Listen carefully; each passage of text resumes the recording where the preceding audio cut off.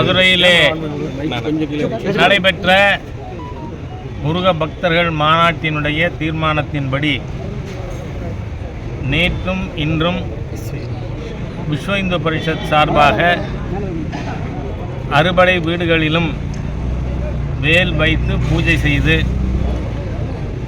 சூரசம்ஹாரத்தை ஒட்டி 27ஆம் தேதி சூரசம்ஹாரம், 25, 26, 27 3 நாட்களில் கோபூஜை, கந்தசஷ்டி பாராயணம் ஆகியவை விஸ்வ இந்து பரிஷத்தால் ஏற்பாடு செய்யப்பட்டிருக்கு. 27 சூரசம்ஹார தினத்தன்று 1000 இடங்களிலே லட்சக்கணக்கான மக்கள் கந்தசஷ்டி கவசம் பாராயணம் செய்வார்கள்.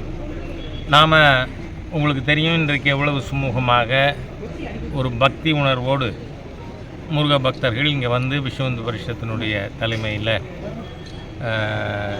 சுவாமிநாத பெருமாளுக்கு தகப்பன் சாமி தந்தைக்கு உபதேசம் செய்த தலத்திலே நாம் இன்றைய தினம் பூஜை செய்து அனைவரும் கந்தசஷ்டி கவசம் பாராயணம் செய்து வேல் வைத்து முருகன் பாதத்தில் பூஜை செய்து வந்திருக்கோம்.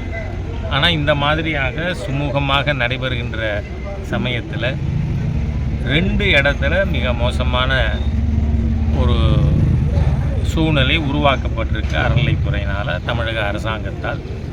திருச்செந்தூரில் ஆயிரக்கணக்கான பக்தர்கள் இதே மாதிரியாக வேல் வைத்து பூஜை செய்வதற்கு அனுமதிக்கப்படாமல் கடைசி கடற்கரையில் வச்சு பூஜை செய்திருக்கிறார்கள்.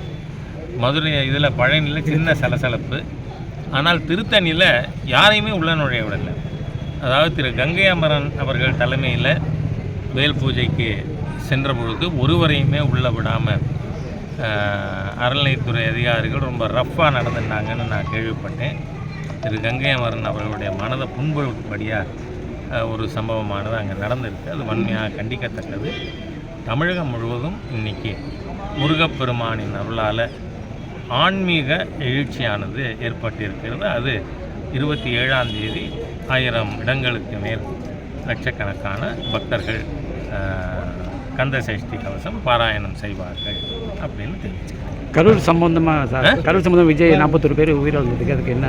அது ஏற்கனவே சொல்லிட்டேன்னா, காரணம் என்னன்னு சொன்னால், நேற்றைய முன்தினம் ராமேஸ்வரத்தில் போய் மாண்புமிகு தமிழக முதலமைச்சர் அவர்கள் கச்சத்தீவை பற்றி பேசுகிறார். அது எப்படி இருக்குதுன்னு சொன்னால், திருடிட்டு ஓடுற திருடன் கத்திக்கிட்டே போனாக்க அவன் மக்களை டைவர்ட் பண்ணலாம்ல, அந்த மாதிரி கச்சத்தீவை இலங்கைக்கு தாரை பார்த்தது யார்? திருமதி இந்திரா காந்தியும் திரு மு கருணாநிதியும் 1974. ஆகவே அவங்க இப்படித்தான் திமுக ஒரு அரசியல் நேர்மை அற்ற ஒரு கட்சியாக ஆட்சியாக இருக்குது.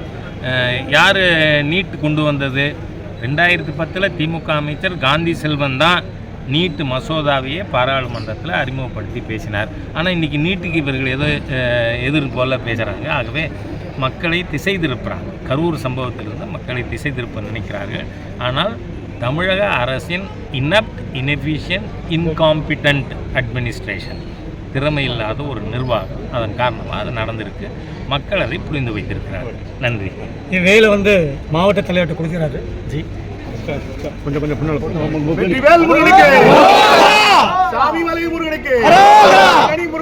கிரேட் இந்தியா நியூஸ் சேனலுக்கு சப்ஸ்கிரைப் செய்து எங்களுடன் இணைந்திருங்கள் எப்போதும்.